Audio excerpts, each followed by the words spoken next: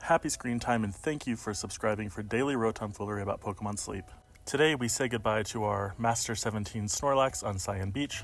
Do you ever wonder where these Snorlax go after we fatten them up? There must be a land for these giant Snorlaxes. Maybe one day we will unlock it in this game. But until then, we just say, Snorlax, don't leave, stay here. We'll be back to Cyan Beach at some point. Let's do this again sometime. But all's well that ends well.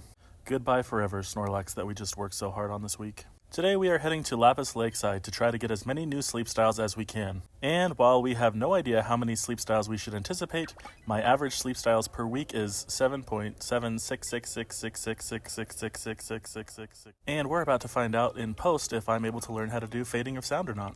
The topic of discussion for today is whether or not it is worth it to catch an evolved berry specialist in Pokémon Sleep. The format of this video will be, I will present the facts and you can decide for yourself.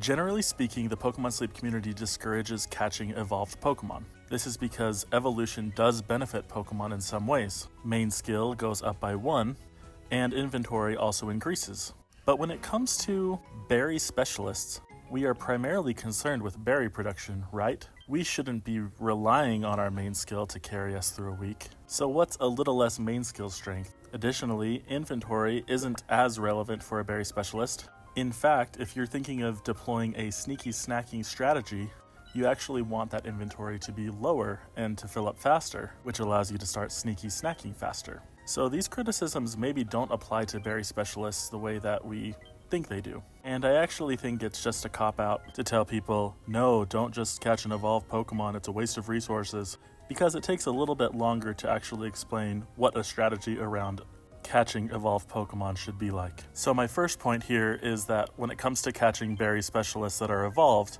those evolutionary benefits may not be as critical. But definitely consider what that main skill is and how much strength it does provide before you go on and just assume that this could be applied in all circumstances. Now let's talk about what will surely be the next objection. Price. 12, 20, 100 pips? That's a lot of biscuits, man, and I've got a family to feed. Okay, but let's be real for a second. Is it a lot of biscuits? Every day, players get a bonus biscuit worth 9 pips if used in the correct situation. And pay attention because you'll also have to use these biscuits in the right order. We are going to use Croconaw and Feraligatr as our examples since Totodile is a good early game hunt. Actually, both Croconaw and Dodrio are 12 pips, so this applies to both of these. You can get these Pokemon in 2 biscuits. First, if a Croconaw or Dodrio shows up hungry, give it your bonus biscuit. That will bring you to 9 out of 12. Then, you can finish it off right then with a Great Biscuit, or wait until it comes back hungry again and finish it off with a Poke Biscuit. You want me to use my Great Biscuit? Yes, sir, on an evolved Pokemon. What are you using your Great Biscuits on? Obviously, you don't have to use the bonus biscuit, you could just use a Great Biscuit to start this process too. And I actually think this is the intended use of these Great Biscuits. But that's just my opinion. If you're feeling anxious about this, keep in mind also that you're going to save 40 candies evolving these Pokemon. That is not a small amount. And my opinion is that the cost-benefit analysis works out if you have the resources and if you need the Pokemon that you're catching. Please don't make me record a video that says, don't catch a Pokemon you don't need and will never use. Alright, let's turn our attention to Feraligatr now. 20 pips. That's a lot, right?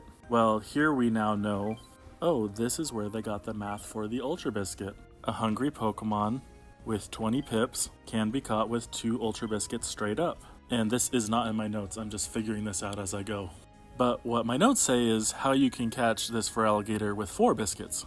And especially since Ultra Biscuits are kind of a premium item anyway. So, if that Feraligatr shows up hungry, give it your bonus biscuit or a Great Biscuit, and then 1 single Poke Biscuit. Then, let it be, and wait for it to come back hungry again, where you will do the same thing, bonus biscuit, Poke Biscuit. And bam, you've got yourself a Feraligatr.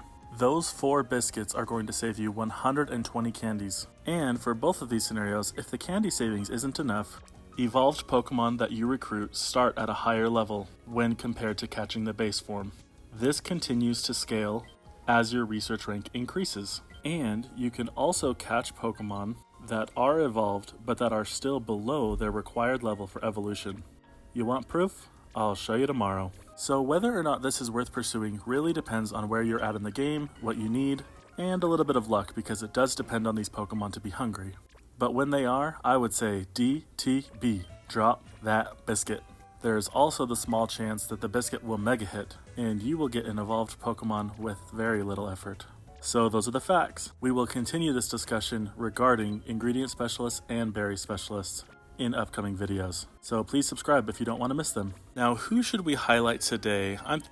Okay then, Stardew. Mr. I'm already at 150 energy on the day, so why don't I just add some more? Stardew is named after, you guessed it, Stardew Valley. And this Victreebel is serving me well, but looking back, I probably wouldn't have invested in it if I didn't decide to already invest in it. He's got a mixed ingredient set as an ingredient specialist, but it does benefit from berry finding S and helping bonus, and I find that he's great for supplementing tomatoes and potatoes, but primarily he comes out for Lapis Lakeside to drive berry strength. Oh, and happy belated birthday, Stardew! We just passed the 1-year anniversary of Stardew being on my team. I was actually trying to prepare a team specifically for Lapis Lakeside, and Stardew was basically the only one that made the final cut. Did someone say cut? Okay, let's go to session 420. Please don't leave inappropriate jokes in the comments. This is what your sleep session looks like when you get a pretty good night's sleep, I guess.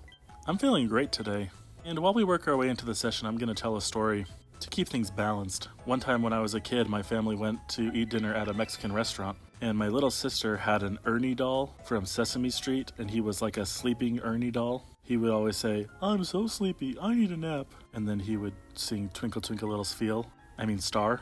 And if you sat him up from when he was sleeping and snoring, he would say, "I feel great." Now, if you get queasy, maybe fast forward the next, something seconds. But at this Mexican restaurant, my sister ate a ton of salsa. And when we got home, she threw it all up in the car, and the thing that got the most puke on it was this Ernie doll. So my dad made the executive decision not to try to salvage this thing. He put it into the trash can, and as the lid slammed down, Ernie said, "I feel great."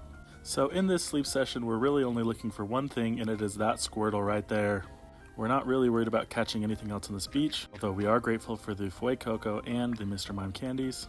But we're trying to get our own Squirtle squad going, if you know what I mean.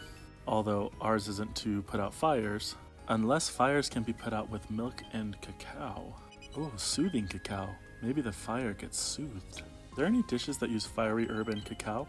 We'll check on that later. And once again, any of these candies would be great to send out. So let's just go with Totodile because that's something that... Wait a minute. We want more Mr. Mime candies in the world.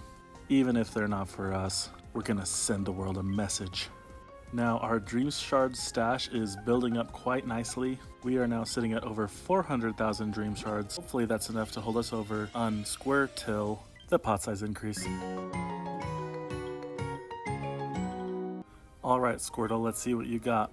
We want to see double cacao, and we do. Let's see if we can get some good things to go with it. Ingredient finding is there. Oh boy, hold on to your shells, people. People don't have shells. The inventory is fine, although it is a lot, and skill trigger S is irrelevant, but what is the nature? Ooh, I guess that means it's time for RaenonX Analysis. Alright, I have pre-configured my current future ingredient farmer Absol in here. Because he is not an absolute future Pokemon, we are naming him Mabesol for now. But we're going to need to bump this up to level 30 to see what that Blastoise will do for us. Alright, so at level 30, we'd still be able to rely on Pike or Piker for the same amount of cacao, but we could be getting almost 50 from Absol if we jumped it up and dropped that one silver seed on it. But the Absol problem is that it has mushrooms at 60, so we need to know if Absol gets to 50, how close does that bring us to 75, because that's the number we need. And at level 50, Absol is still not quite cutting it, and unfortunately it has mushrooms at 60, which means at that point it will bring in even less cacao. And as you can see, Pike at its current level is still completely proficient at underproducing cacao, and at level 60, 81 for the new guy. That does surpass our target number, so our new Squirtle friend is going to be in the box, in the backlog. We are not necessarily in a rush to get him to level 60, ahead of other ingredient specialists that we are leveling up right now. And unless they release some other cacao farmers, this guy will eventually be our cacao farmer. So we did it! Hooray, woo! I'm calling the Squirtle hunt officially good enough. Love that for me. Let's do this again sometime. Happy researching!